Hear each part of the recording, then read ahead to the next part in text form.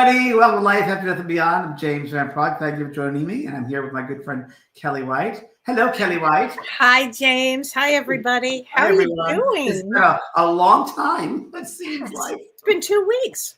It's been 2 weeks. Yes, it's been quite a time. What's been going on? And share a few things that have been going on with you. Well, at the end of my flu, when I went to the urgent care twice and put me on prednisone, and a lot of people are being knocked down with this flu. Yeah. It's a tough. It's a mighty flu. It's a mighty flu, and it reminds me of when I had COVID 4 times. It reminds me, it brings that back up, all that stuff. You bet. So it's an interesting one. It's a very strong one. And then my brother passed away 2 weeks ago. I know. I mean, you have not had a break, James. No, so I'm having a cup of tea with ginger. So my coffee. Yeah. So and that was the easy part. Sorry, Michael. That was easy. That was easy. You didn't think about it. It was easy because he was suffering for a long time. And people suffer in that body for long. And the body starts shutting down and not working. It's and he was so suffering. So much of that could be karma. There's certain, like you mentioned it to me with him, it could be karma. You bet. So yeah. So and the funeral was very interesting. We had a little I don't know what we'd call a visitation, but it was closed coffin, thank God. And a lot of my people from my childhood came there. And what was that like? From grade school, from my Catholic school upbringing. Yikes. It was very strange. Very strange. A couple of you I wouldn't know. I usually jump up to everybody because I told them I was. It was like I was jumping up these big lugs. And it was fun. It was people from his AA he went to for many years, 12 years. Yeah, he worked as a stagehand at Broadway. So we had the presidents of the unions there from Broadway. Wow. And then he had his grade school people there, people from grade school. And I knew them. I knew a lot of the stage hands I worked with on Broadway when I was a stage hand with him. Space there. And it was interesting. And to see how people live life and how they age and what's important to people as they get older. And people were saying to me, I'm very sorry for your loss. And of course, that's a normal, natural thing to say. But inside me was like, why that sounds so weird to me. Because I know he's free and happy and he's out of it. He's out of the body. And I just know that he's thrilled, out of there. Because he kept on coming to me beforehand when he was, as you know this, when he was dying, I should say, and would say, get me out of here, get me out of here. And my sister did the same too, by the way, who died less than 2 years ago. So, which is amazing. Amazing. Yeah. So, but it was it's interesting. It's interesting. I think funerals deaths and births bring people together in strange, weird ways. And you see the best in people. I used to get them mixed up. Sometimes I would say I was going to a wedding when I was going to a funeral. Honest to God, I'd get them mixed up. You can see how that would happen. Great. So tell us, have you seen Michael? Have you felt? So I've seen Michael. Yes, I've seen him quite a bit. Let's see. The different times I've seen him. So it's been 2 weeks. So it goes into that space of, he's here. It's not like I'm staying right in front of you. Here I am. It's more of my thoughts that come to me very clearly, and I know his personality. And he comes to me even stronger than my sister did. So that's very interesting. And he said, one of the things he said and it's very interesting when you do mediumship, everybody, it's really when your mind is really relaxed that you get the information because you give space to spirit to come in and they can use your mind and come in that way. And that's what he did. I was walking Pearl, my doggy, up this path, and he came through to me. He said, James, he said to me, you always do the right thing and you do it in a good way or something like that. Oh. And he said, you taught me that. He said, from when he first passed out of the body, he was observing me. And he said that very clearly. You always you do a good job. You do the right thing. Something like that. I was like, oh, thank you. He goes, and he really was apologizing, saying sorry. And I said, stop. I forgive you for anything. I know we're here to learn. And these are lessons we're learning. And I want your life for you, as we're talking about tonight, to be an easy one with me because I forgive you. And, and he said to me, he goes, we all, it's a tough time because he goes, I'm still getting used to the time thing, but you really helped with your knowledge, or it was more of a thought, awareness or knowledge of this world after life after this world. And he said that really helped him and to understand it quicker. And he said, he goes, really, really important that people understand that everything matters, that their thoughts he said, thoughts are particulars of being. Your thoughts are your particulars of being. He said, you've got to be responsible for your thoughts because it'll create your next atmosphere. We've talked about Yes, we sure have. language. So that was really interesting. And I could tell there's this aspect of his higher self, this wise being himself. And I was teaching here on Zoom a week ago, I guess it was, and I was teaching, I think, mediumship techniques in my school. And as I'm talking to people and working, that's what I was doing. And then I finished, I got up from my desk, and I see him very clearly walking out in front of me with his back to me, and he was wearing like a violet-colored suit, jacket, and pants. And he was walking out in front, and I knew that the guides brought him in to observe me teaching because he'd never seen that. Oh, wow. Yeah. So it was really interesting. And he's been through groups. He's different groups of people that he knew in the life, and different groups, that he knew in different places. And he's talking to them about what it's like on the other side, what it's like life there. And it's very interesting. It reminded me, and it's always a multi-layered experience, as you know.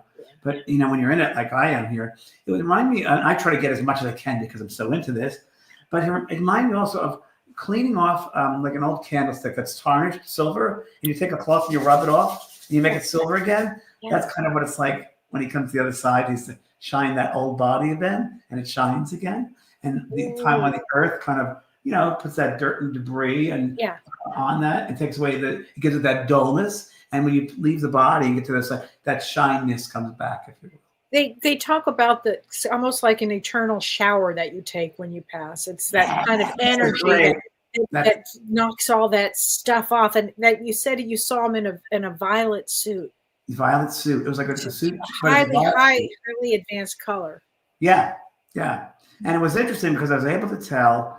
It was so interesting with him because I guess we have many lifetimes, but I was able to tell the different levels of awareness of him, like the soul body, the mind body, the emotional body.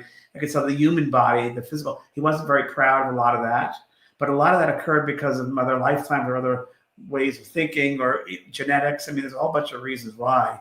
But I think that as he's pushing that, and I know he's here right now talking to me, so it's like, okay, thanks. The awareness that you have, and we talk about life review, and I asked him about that. I said, if you had your life review, he said, I'm going through it. And then my sister had come through and said, he's not available right now. So where is he? Because I've showed him around, but he's on his own now. But he's having his wasn't review, is like assessment, review or assessment. And she said, and he's off. And then he was off in his slumber. It was a space that couldn't speak because he was resting. And it was like he was resting. And we tend to do that with Passover, depending on our passing of leaving the body. If it pulls the life force out of us. Yeah. Anytime we have to rest up and bring that back in, there's a rest state, if you will. So he had that, and then he's just but he understood things quicker because of the work that I do, that he's been around it, so he knew about things. So it was very interesting. But it was really pushing myself about the life review like tonight, that when we first get out of the body, and I said to Kellee before we started, this came to me when I was pouring my tea. This flu was like, oh my God, is this going to get me out of the body? And I was like, well, that's an interesting way of putting it. And to me, it just says the passing on feels weird. That was saying of passing, because we're not passing, but we go out. We pop out of the body. So that made sense to me. And he kept on saying, you constantly have to be aware, as we're going to talk about tonight, your life review. So when he had his life review, and he said it's still going on in smaller, it's a kind of a major thing. And because there's no time, of course, hard for us to relate because that's outside. But there are some major life moments in your life, choices that you make, incredible times in your life. And he goes, and then it goes down to these little moments in your life and what you think about, things you did, kind of secondary or thirdly that you've done that you didn't realize you were doing, or things that you were saying, or how to treated someone. So there's that major life review, and then there's this little parts afterwards. And it seems like it's going on that it's a process. It sounds like process. It's a process. Yeah. Exactly. And what have you heard about life review on the other side, Kellee? Oh my gosh, I started working with life reviews. Sometime as soon as I started as a medium, the souls would tell me that they on the other side. I would say, what are you doing? Well, first we go to a life review. So for me, a life review is a time where you visit key moments in life. And as you just said, I mean, there might be first they might be the larger moments in life, the bigger things that have happened, like your actions or your choices, and then the impact of others from your, that the choices that you made. But you do this not as a punishment and not as a judgment, but you do this as the chance to grow deeper, to have a deeper understanding, to have an acceptance, to have spiritual growth, personal growth.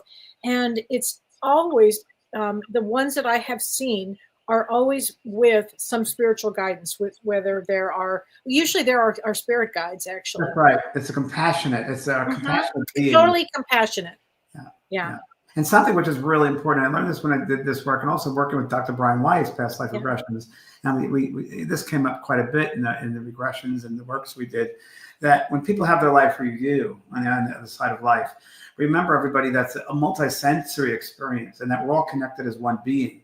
So if you were in a bad mood one day, you yelled at someone, they got upset. I always use this analogy because I think it's great. If you go into a shop, let's say, and you're in a bad mood, and you yell at the clerk, who then yells at a coworker, and they get upset, and they go home and yell at a family member. When you have your life review, you become aware of that one thought, the one word, and you become that clerk. You feel how they felt 10 times, 20 times, 30 times stronger than the original act.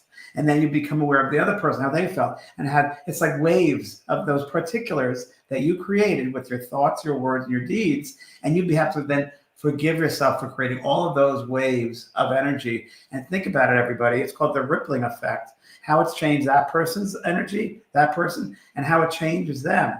And that's why it's a great equalizer if we could do that now in body.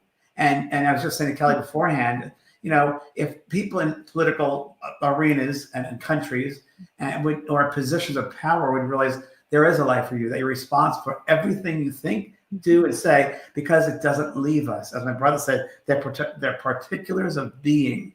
And that's exactly what we create. And we are creative beings. We're souls and constantly creating. Well, and James, it's an energy that comes out of that. It's an energy, and then the energy starts to go out, and then you're following that vibration of that energy, right? Absolutely. Love, fear, judgment, limitation. Yeah. All of that. So if they could have that now in body, where they have a life review presently while they're still in the body, which is becoming very, very popular. And I think if everybody was more aware and responsible of their thoughts, how they treat people, how it affected somebody, because this is interesting. When, there's experiments done years ago, scientists with flowers and plants, when they didn't give any attention to one, but they gave all the attention to the other one. And the other one, the one they gave love to, thrived, and the one that didn't died off. And it's this energy. It's what you give out. So tell me about your work with current people with life review while in the body. Oh, I will. And how this came to me is I have a wonderful client and dear friend. Her name is Vicky. And I love you, Vicky. She's a wonderful person. And her husband passed away, and it put her in a different kind of a state, a different type of energy state, if you will.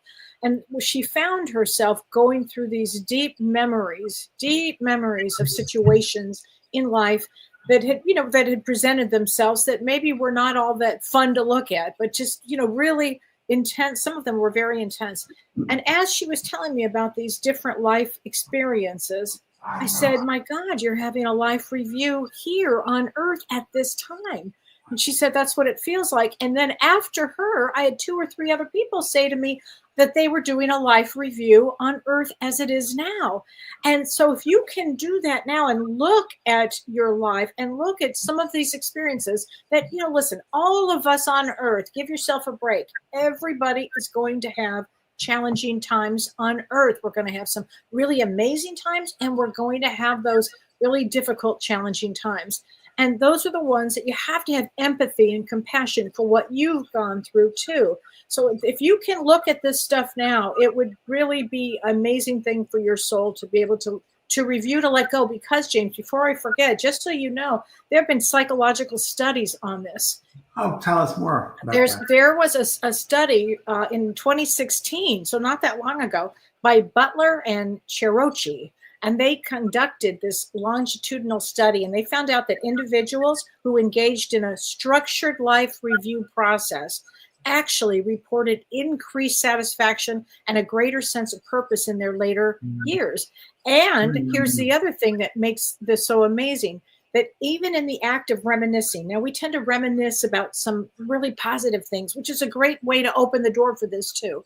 But what happens is when we do this, it releases endorphins and it Yes. releases dopamine, and it helps us feel better. And it gives us a more positive outlook to look at. Yes, it's very, very true. Very, very true. I mean, I get that from my doggies, you know, for that unconditional love. Yeah, it's so, so true. And what does that do, having that life review and currently when we're in the body? Well, it will teach us responsibility.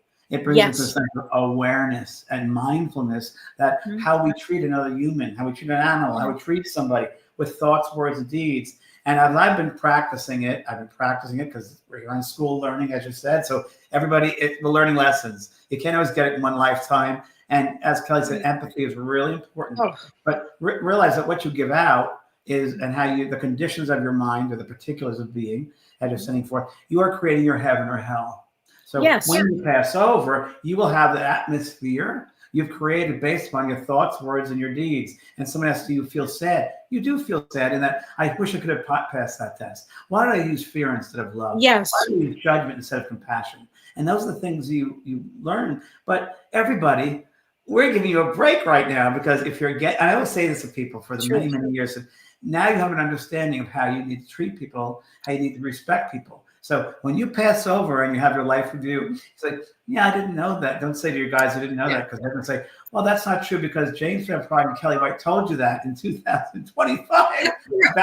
So now you have responsibility. You have responsibility. So, sorry, everybody, but it's so true, James, because we're really giving everybody an opportunity for consciousness right now to wake up, you know, having a state of awareness. But it's an amazing thing to do a spiritual life review. And it's simply this, everybody. It's simply you take time to deeply reflect on your life. And the things you want to reflect on are the following: experiences. What are your experiences in life? So you want to maybe make a journal or something and write down, you know, my experiences. The second thing you want to do is you want to examine, and this is really important, your choices. Now, sometimes we have, first of all, on earth, we're all going to make ridiculously bad choices, but that's why we come here. It's not to blame yourself. Why did I marry this guy? And believe me, I read my book. And it's those family units that were set up beforehand. So it gives us those opportunities of how we're going to handle this situation. Exactly. And remember, we have free will and then we have destiny. We have free will and destiny here. Right. So some things are just destined to happen, and some things we have free will over. So again, you want to look at your experiences. You want to examine your choices. Another thing you want to do is look at your relationships. Look at your relationships. Now, with peace and love, I mean this. You can have the most horrific relationships and still get to a place of deep understanding, maybe looking at their trauma, looking at your trauma, why you came together. There are all kinds of things that you can do when you look at relationships. And another one is you want to look at, and I think they're all really important, but look at the major events in your life. Like the major events. Like for me, I can say, I had a head injury. That was a major event. And in that time period, everything in my life changed. And I mean, really. Well, your book, Kellee, was life review, for God's sake. My book was a life review. I thought about that today. I'm glad you said that. I thought about that today. It's really true. Your book is a life review in itself. Thank you. And that's why I want everybody to have an understanding of what a life review is, because you're using a spiritual lens here. You're not using a lens of judgment. You're using a spiritual lens. It's very different. And the goal here is to understand for your personal growth, for identifying maybe areas of improvement. How's that? That would be a good thing. And then also gaining a deeper sense of your purpose in life and the meaning of life. So these are the reasons you want to start doing something like this now. And this is not an overnight thing. This is a process. It's a process. And don't beat yourself up. I see Eric wrote here. He's not looking forward to his life review. You know, it's the learning experience down here. And we're not going to pass tests all the time. But now we have the awareness now. Yes. Now we can start making better choices that are in alignment with our soul self, our higher self. That's it. It's getting in alignment, James. That's the whole thing. That's And a I wrote down a couple of things when you were saying it because my brother came through and said something which I wanted, and I'm glad it just brought it back to me. We come back here for the upliftment of humankind. Oh, I love We come that. back here for the upliftment of humankind, and we can do our piece to uplift humankind. And we don't want to blame anybody else. The blame game doesn't work. We've got to take responsibility for how we treat another person. And do it now. You can start now treating someone much better, make someone's life better than it was. By And meeting you, that's gonna be it. I have to bring this up too, that your brother Michael, it's because your brother Michael, That's right. because of him, that we're Yeah. all here having this discussion right now. Not because Correct. he just passed, but because he brought us ultimately together, James. This is correct. You want to explain that to everybody? Because James's brother Michael, who I did adore, he was Michael, but I just adored him. I adored him, and he was Michael, and he was very authentic. But he was working on Broadway, worked on Broadway, and James and I have a mutual friend that worked on Broadway, who saw your brother's last name and said, do you know James Van Praagh? And he said, he's my brother. Would you like to meet him? So that's how you met this person, who shall remain nameless. And then I knew this person really well. But it was your brother. We got together, and I was on a cruise in Europe in the waters of Italy or something. And what did I say to you? I'll do a reading for you. You called me and you said, we talked for an hour because I needed a lot of help. I was, I was reeling Pluto. I had seen a lot of dead people and I did not know what to do with it. And I said to my mother, the only person that can help me is James Van Praagh. He's the only one that will get what's going on with me. And you were. And we had mutual friends. Your mother and I knew the same people. Same people. And that's how it all came together. But it was because of Michael ultimately. Yeah. And I have to give him total props on that. I mean, I appreciate that he's in Violet now. Well, he brings a lot of people together, and his son in the obituary, his son wrote, which was incredible, and one of the best eulogies ever, I'd like to say. He said in the obituary, he goes, my father had a knack of meeting people on the street and on the sidewalk in Times Square, and he'd chat anybody up and find a story with them. Totally. That's amazing. That was called it Mr. Broadway. Yeah. But that makes so much sense. That makes sense. Yeah. The longest working stagehand in the history of Broadway. 50 Which years. Is extraordinary, really. Yeah. And my father was a stagehand. My grandfather helped build the Winter Garden Theater. I was working at his funeral. Old stagehands would come say, James, or Jamie, they call me. And I was like, I go, Eddie, you remember us? Oh, Eddie, yes, we did the fly floor together for Greece. And I remember all these old stagehands. I was like, wow, it's just such a wild. And this is a great one. So there's these photographs of my brother, and I'm looking at this board next to the flowers. And your flowers are beautiful, by the way, Kellee. Thank you. Good. Thank you. Beautiful. And I'm looking at these photographs from some that I gave, and we had old photographs, new photographs. And I'm there, and all of a sudden this man comes next to me. He's a really well-dressed gentleman and a nice camel suit, coat, because it was cold. And we're standing there, and we're not looking at each other at all. We're just looking at the photographs. And he said to me, just as we're looking at photographs, I used to work with your father, And I said, uh-huh. He goes, yeah, I was working over at the Imperial. And I said, yeah, I remember you. I just live in the corner of I worked at the Royale right across the street. I used to bring your check over to you every Wednesday for salary. And I was working with Michelle Greasy. You were working on Pippin. He goes, yes. And I said, and there was people that named some people. And he goes, well, things have changed quite a bit now. And he goes, yeah, that brother and sisterhood is not the same anymore. Things have changed. He goes, but your father and your brother, great people. And thank you for being great. And he went his way. I went my way. We're not even looking at each other. That's hysterical. So interesting. And I love to observe people anyway. So when I go to a funeral home, of course, and I'm walking the door, I'm thinking, this is so old, this, archaic, this whole funeral thing. The head of the funeral home, whatever they call him, said, James, I worked with your dad. I did your dad's funeral. I said, oh, okay, thank you.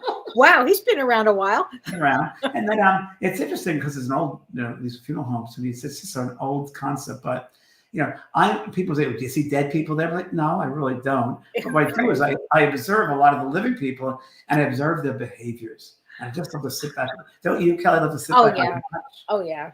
And I saw my brother many times, his body, spirit body there. My whole family in spirit were around, and they knew I could see them. But I didn't have a Yeah. conversation with them, but they knew that I was aware of them being there. I was at a funeral once and I watched the spirit who had passed go around giving everybody hugs. Yeah. It's really a sweet, sweet moment to observe. Isn't that great? Yeah.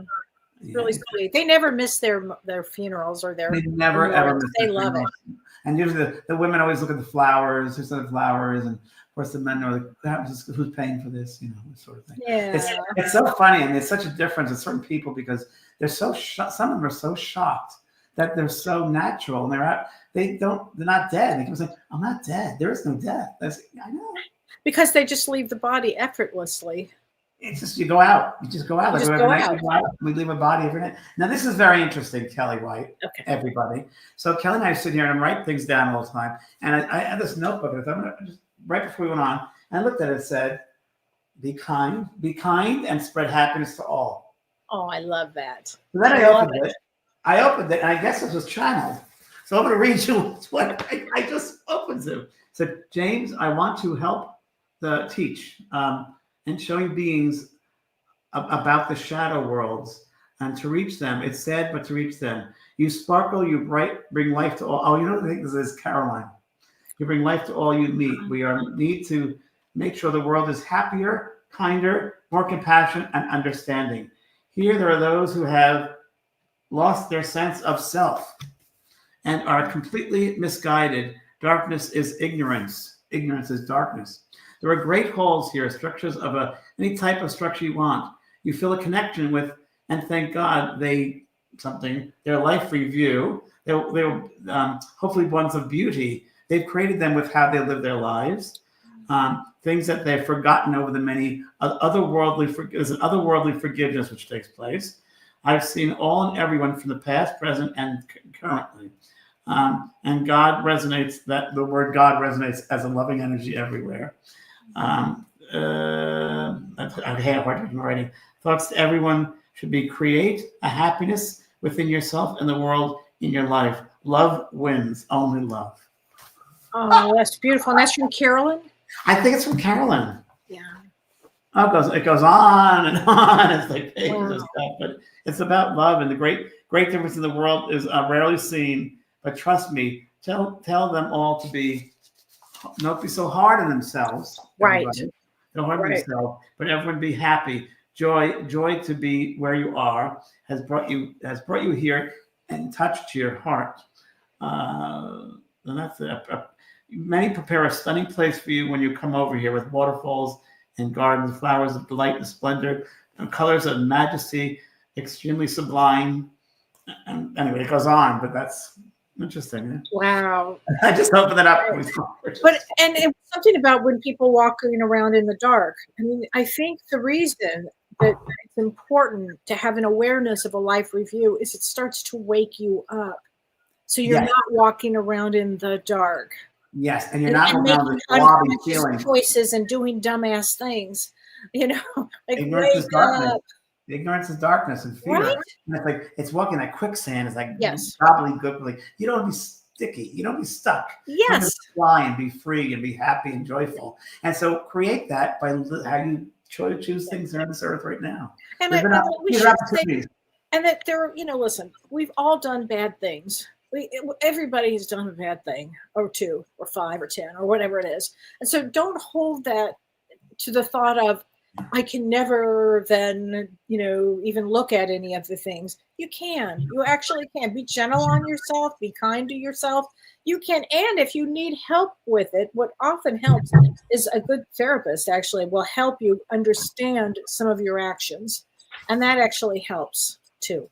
Yeah. I have a therapist I go to, and I'm feeling like I start doing the therapy. What am I doing? Wait a minute, I'm doing this.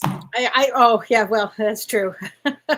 I think also that sense of compassion, with passion, is really important. You bet. That we start having, and also I think, as we talked about earlier, Kellee, I know from my own personal experience that I've been through, non-judgment.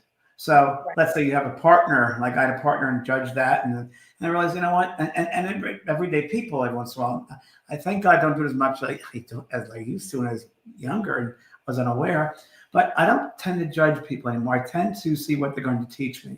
And I try to put myself in their shoes because you don't know anyone to walk around in their shoes for a while. And it's so true. You don't know what their background is. You don't know where they've come from. They might have very difficult, hard backgrounds. And who are we to judge another's experience? Do you think it's because you're older? I think there's a little bit to do with that, without a doubt. I think living life, no doubt about it. It helps. I think it's a cumulative of life experiences, age, wisdom, understanding, taking the chance to just jump in and try to see what's next, having that sense of art of discovery, if you will, like discovering what's new. You know, as a soul, we're always growing. And I say every day there are opportunities of growth and happiness. So I try to bring that awareness of love and happiness, because it's such a limited world we're in, experiencing it. But our souls are universal. Our souls are limitless. So we can choose love or fear. And fear, the more I live, fear is so limiting, and that limiting belief systems. Right. Many religions too. It's just so limiting. When I was in church, my brother's funeral, I went to a mass. Wow, what was that like for you? Well, it's very interesting because the nun on the stage, on the altar, very interesting. Not on the stage. And she was there for my father's funeral. For 50 years, she worked this church. And I knew when she was helping my dad with Meals on Wheels and so forth. So as I came into church, my sister, and we're in the first row, I see this sister, Catherine, there. And I looked at her and she said, like, hello. And I went, and I said, like this, my heart. And she went like that as well. And kind, lovely soul. Sweet. And they had a priest, Monsignor, who was a blowhard. Sorry, it's the best way to say it. He knew nothing about my brother. He was just regurgitating this stuff. I was like, and it's just, and that's his experience. I don't know, but it was like, wow. I mean, it's just so archaic in some ways. And limiting. But you're standing up there thinking you know things. And it's like, So he said, if I could go back to the womb of a child, the soul of the baby, and they're in the womb of the mother, what would I tell them? I'm like, huh? What is this guy telling? So weird. It's weird. And another perspective I had was when I was a little kid raised in the Catholic Church, and I had to go to church every day and stand and stare at this stage, the altar. And in my day, they had Latin masses, and their backs were to you. So, but I remember there was this big, beautiful mural of Jesus Christ, right? And beautiful gold and silver, and beautiful, the whole stage, all the place, the wall. And that was a mosaic. It was really well done.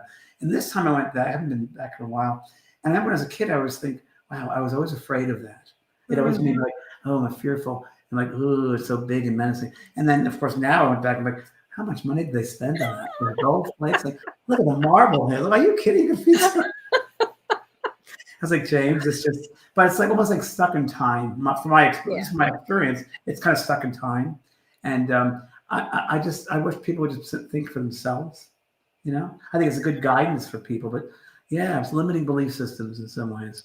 Yeah, it does. And if anybody decides to go back and to start this process of a life review, don't let anything limit you. Like, for instance, if you feel guilty, listen, guilt is it's unnecessary unless you've really done great harm to somebody. But even then, look back and start reflecting on yourself. What was going on in your life? What was going on in the other person's life? What's going on in you now? And then literally you can work through everything. Don't you think, James?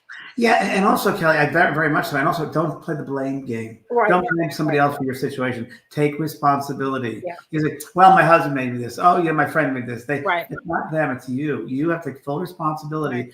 And when you do take responsibility, you have a sense of more control of your life. You really do. Feel so more true, James. And it changes the vibration. It changes your awareness. Yeah. It changes everything. I think, part of it is as you get older, Kelly, but I think you can do it in your 20s, your 30s, your 40s, and never. Oh, yeah. No time to do it. And one of the things that I think is really important to do when you do a life review is identify patterns. Look at patterns and themes. Really important. Look at that. Look for reoccurring patterns in your thoughts and in your actions and in your experiences, so you can understand the beliefs and the motivations. You want to be able to look at all of these kind of things. And then you want to do this, it's forgive and then release.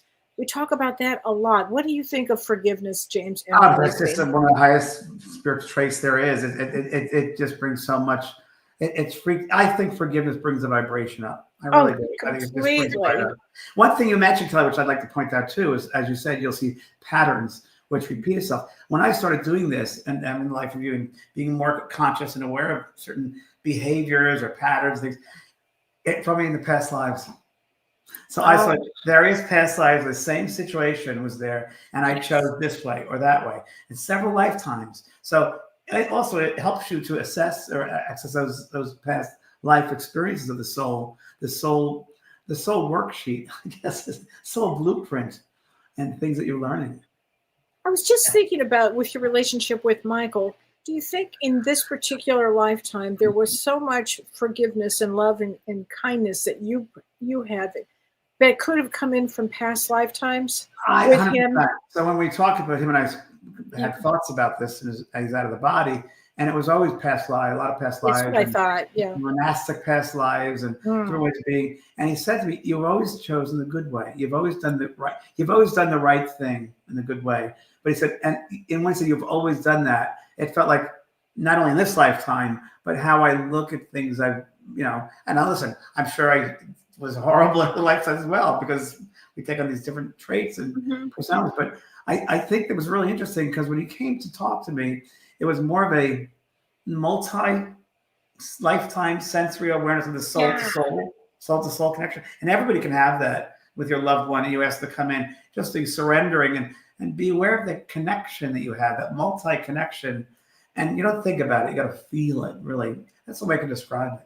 So let's talk about that for a second. If there is something that is holding you back from a life review because somebody has passed or on the other side and you need to talk to them, but I don't know, but how should somebody proceed with that, James? Well, I've given this to a lot of people and students and people grieving process. The number one way I would do it, and I tell people this all the time, is write a letter. Write a letter to them. That's a great idea. Sit down, write a letter to them, and let everything out of your heart, not in your head. Don't think it, feel your way through it, and just write it down. And you'll know, it's almost like automatic writing. You'll know when you sit there with the intention of writing a letter to them, you write their name, dear so-and-so, and write how you're feeling, and maybe things you've done that you're not proud of, but this is someone's passed in the spirit, right? And then what I tell people to do is fold up that letter, put an envelope, then put maybe away in a drawer or something. But on your calendar, write down, like in a week's time, a certain particular date and time. And then you're going to do is going to sit again with another piece of paper, and you're going to write it you're just going to relax yourself, put yourself in a nice altered state by deep breathing. You said the 4 and 4, Kellee? Box four times. 4, you hold your breath for 4, you breathe in for 4, hold it for 4, release it for 4. It's box breathing. It's the best. It's the best. And after you're in that space, after the box breathing, altered state, you sit with that pen and you are going to write a letter from them to you. It works. It works. It works. And don't think about it. Just let your heart write it. They're going to write through you in your heart. And it works. It frees up so much. And there's such an understanding people receive from the point of view perspective from the spirit person. And think about how much energy then you will have, as opposed to holding on to, all of these situations that we come to Earth. We're going to have situations. We just are. It's part of the reason we come to Earth. But the blame game too, Kellee, is something here in my head here. It's a big one for humans to get rid of that blame. Stop. Yeah. I like that. Rochelle's, my energy is at 0. Really sucks. Well, then you got to start loving yourself. Love is the energy that brings it up.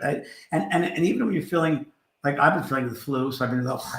But I do try to find the positive, even when I'm down, and I'm like, I try to see that, you know what, I have life here. There are wonderful people in my life, Kellee being one of them. There are lovely things I have, like a garden and flowers, and I appreciate the little things, not the big things. It's the little things. And I love how I change people's lives, how you make a difference in people's lives. And that's really the good one. That'll bring your energy right up when you look back and see the difference you've made in someone's life.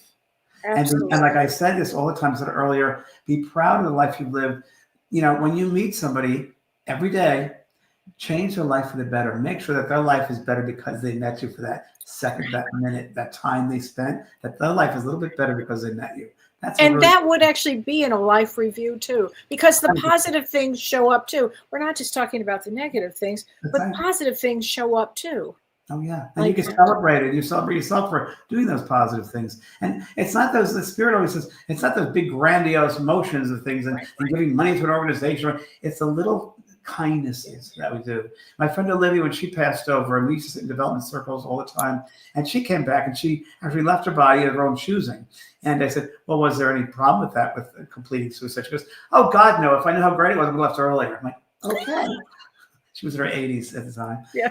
And she said, when people that came to meet me, she said, it was so strange. She said, it wasn't the people I'd expect. I had my family there, but all these people I opened the door for. I had a kind word for. I gave some money to on the street, or I said something nice to them on the telephone. Those are the people that come to thank you for your little acts of kindness. Wow. Isn't that lovely? Because then what happens is the energy goes out, it reverberates out. The positive, just like the negative could reverberate out, but the positive can as well, which is so extraordinary. Yeah, upliftment. And for people that don't understand what a life review is, again, it's really looking at your life from the lens of spirituality. What has your life been like? What have you gone through? What have you experienced? Things that you can release, any of the negative things that you can release. So you're just looking at your life. Why did you come to Earth to begin with? And then it also helps with that. Why did you come? And also, Kellee, when you say release things, I find it very good if someone, I of course like to write, so I like pads, but when release something and ask yourself, why am I holding on to this? What purpose is this serving me? That I'm holding on to this. Why did I choose to hold on for so long? When I could have had this freedom of letting this go years ago, why am I still holding on to this? What purpose is it serving me? 100%. And the other thing with that is some people don't even realize that they're holding on to something that their mother said or their father said when they were 6. Yes. And they still can't let go of that. And it's like, okay, so let's go back. It becomes unconscious then, right? It becomes unconscious. Yeah. And then they act it out. Yeah, then they act out everything. And they don't know why they're acting out until they stop and go inward. And even though that this time on Earth is the most chaos that we have seen, and it will just continue to have more chaos. I say this because I've been born for sure. Since I've been born, it's most chaos. My gosh, right? But it's the best time to go internally. It's the best time to go within. So really think about what James and I are talking about with doing a life review. It just means looking at your life with a consciousness, with a lens of spirituality, with a lens of kindness and emotional, compassion. Yeah.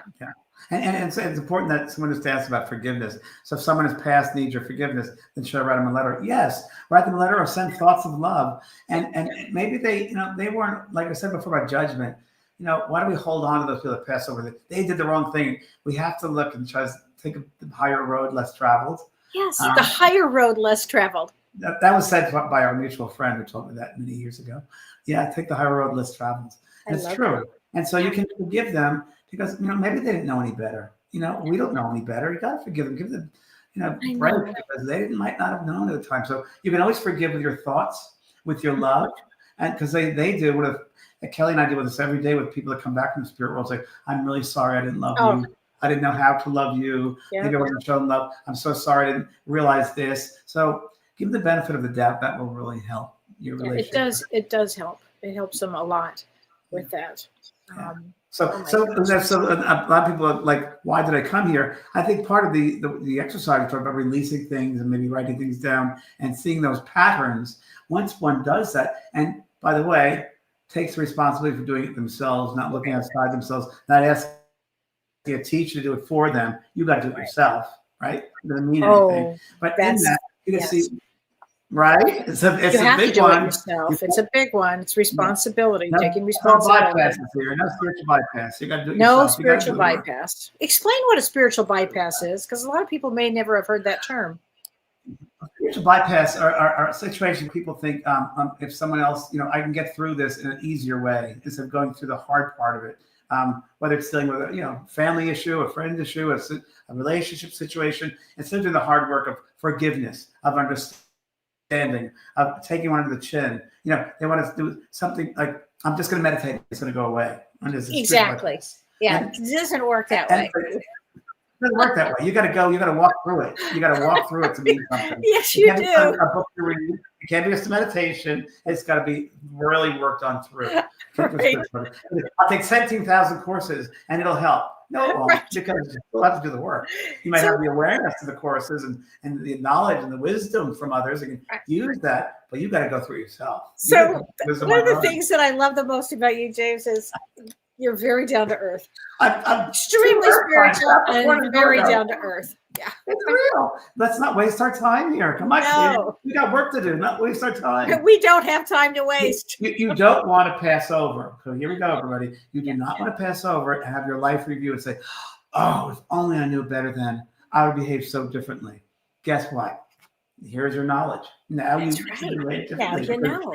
Now you have the opportunity of awareness and wisdom, and you don't have to wait and go through life and have mistakes and do bad, negative things or not or limited things. And now you'll know. And it also comes in, Kellee, I think, with blind faith. They want to have a strong sense of who they are and have faith in themselves. Yes. And realize nothing happens by accident. Everything's divinely led. Right. Exactly. And the more we remember our divine self, the easier it's going to be. Yeah, so true. Yeah. So, James, tell everybody, what do you have coming up? Because I know you've got. Yes, I have a limited, I'm doing a monthly February 28th for Valentine's Day, a love connection. Just 10 people in readings. I'm doing, everybody gets a reading, and it's just 10 people. And that's going to be on the 28th, the day my mother passed over, which would be very interesting. And so I love doing these smaller gatherings because I don't know, I find it very interesting. A lot more comes through. Everybody gets something, and we all learn from each other. But that's the next thing. And when a group comes together, often it's really energy specific for that group. It's really spirit. Always isn't it interesting? Fascinating. Oh, I love doing this. Because spirit knows what's going to happen, and they're there for. I don't know about you, Kellee. There's overall themes that come through a lot too. Oh, for sure, overall themes. In my work every week, there's an overall theme. Is there? There is. Yeah. Yes, there is. It's the wildest thing. And what are you working on, Kellee? Something coming up for you soon? I also have it's called The Power of 10, and I don't know if I have any left. I maybe have 2 people left that I have, and that is on March 1st. So yours is February 28th, and mine's on March 1st. And I'll be doing readings. Everybody gets 10 minutes with me. So, but as a group, we'll come together. But I have to read, James, here's a comment. I have to read this from Lisa Jamuzzi, and she said, Kellee, I just finished 2 weeks on A Beautiful Noise musical in Fort Lauderdale. So A Beautiful Noise was Neil Diamond's Broadway play that he did that was based on his relationship, in life, and also with my mother. And she said, my mother was his therapist. And so it says, Lisa Renee Pitts, who is playing the role of Dr. Lou, my mom, inspired your mom, was wonderful. So I lent her your book. Oh, Lisa. I have chills, Lisa. Thank you, thank you so much, Lisa, for that. That's for letting me know. Wow, oh my gosh, how exciting! But and you have also a lot of other things going on. I have lots of things happening. What's going on? Coming up. I'm doing TED Talk. I'm doing there's going to be the Shift Network, big organization, doing some classes with them. I'm going to be away in March. I'll be going to Europe in March on a vacation. So Kellee will be here on her own. I will. We've got a couple of good shows planned, though. And I haven't been on vacation in years, so I thought, you know what, I'm going to go on vacation. You should go. And so that'll be fun. And then I have what else do I have going on? I have a wonderful one, and everybody should sign up for this if you can. In July, I'll be doing a retreat in Maui with a good friend of mine who's a wonderful healer, and it's body, mind, and spirit. And it's going to be yoga. It's going to be physical movements. It's going to be mind works. It's going to be mediumship. And that's going to be in Maui. And it's a retreat. It's limited to 20 people, I think. Wow. So that'll be all we can do. But that's my website, vanpraagh.com. That's something you can sign up for. That's going to be exciting, everybody. And you should probably go to my web, vanpraagh.com, to look up the events, because there's several on there you might like.